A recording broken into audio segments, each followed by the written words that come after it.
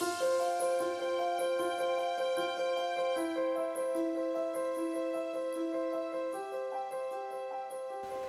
عزیز و علاقه‌مندان محترم، السلام علیکم. شما رو بسیار خوش آمدید میگم آشپزخانه نوری علی.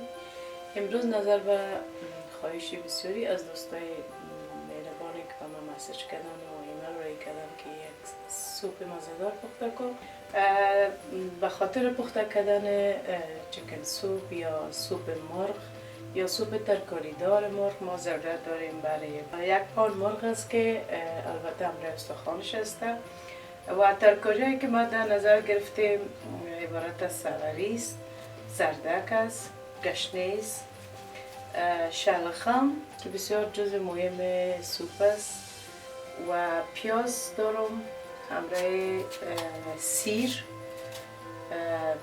زنجفیل یا جنجر تازه، مرچ تازه و کمک بانجومی تازه اضافه میکنم و همچنان از آب لیموی تازه استفاده میکنیم که سوپ ما مزه‌دار بیاید.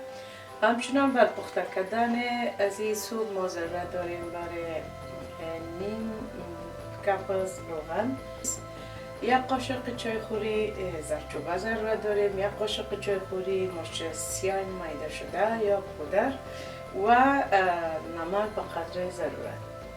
دوستان عزیز، من تمام ترکاری هایی که داشتم همگی زیاره میده کردم، زردک، سلری و شلغم. اینجا پیازم ریزه کردیم و مرچ تازه ریزه کردیم، جنجر، سیر و جنجر اینجا میده کردیم و همچنان گشنیز تازه را میده کردیم و بانجومی را. حالا روغن داغ شد و من پیاز که ریزه کردیم در سر روغن می‌ریزم. ما پیاز فقط برای 1 دقیقه ماندم اما قدر که نرم شود. حالا امی جنجر و سیره که دارم بالاش اضافه میکنم و میمانم که پخته شود یا کمک سرخ شود به یکی دیگه. این حالا مرغایی که داریم یا می چکنایی که در نظر دار گرفتیم میره دایش اضافه میکنم. فقط دیگه به 2 دقیقه من سرخش میکنم و مرچ تازه که داشتم مرچ تازه رو اضافه میکنم.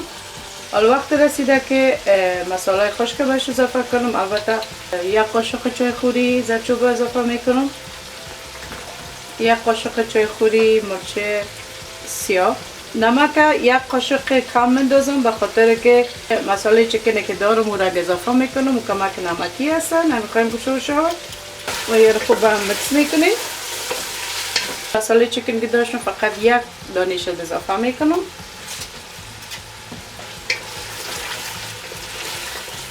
حالا وقت رسیده که تمام ترکاریایی که من ریزه کرده بودم این را امرای چکن امرای مرغ یک جای میکنم و خوب سرخش میکنم.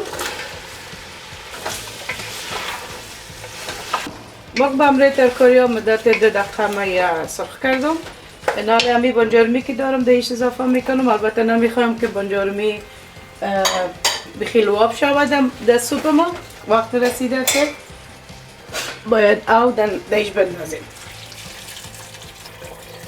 البته باید بگویم که تقریبا مدت 20 الی 25 دقیقه در بر گرفت تا سوپ ما پخته شد. حالا به کلی آماده است و ما این را میخوایم که بکشم.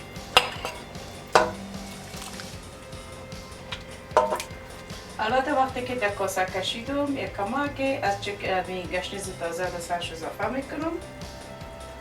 1 قاشق چای نانخوری لیمو یا جوس لیمو در سرش میندازم.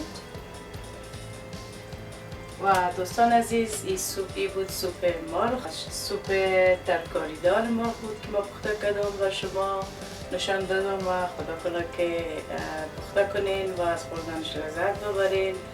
و بازم تشکر میکنم از کامنتایتان، تشکر میکنم از ایمیل هایی که به من رای میکنین و پروگرام من را سابسکرایب میکنین. انشاءالله با این قریب با آمدن ویدیوهای جدید در خدمت شما باشم. خداحافظ.